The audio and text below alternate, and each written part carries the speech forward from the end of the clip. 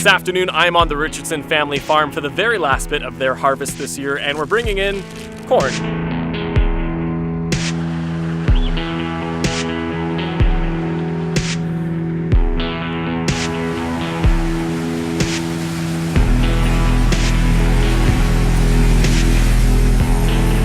Today we're harvesting our green corn, which will be used for feed, so feed for the livestock industry. So we're growing corn here because this is some of our lighter land. Not every crop would perform as well on lighter, sandier soil, but the corn really seems to perform well, so that's why we tend to grow it back here. It's a great option for this type of land.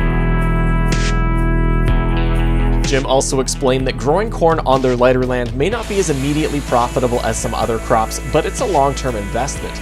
Similar to nitrogen fixing with lentils, growing corn adds large amounts of organic matter into the soil, which is a great way of improving soil quality for future crops. And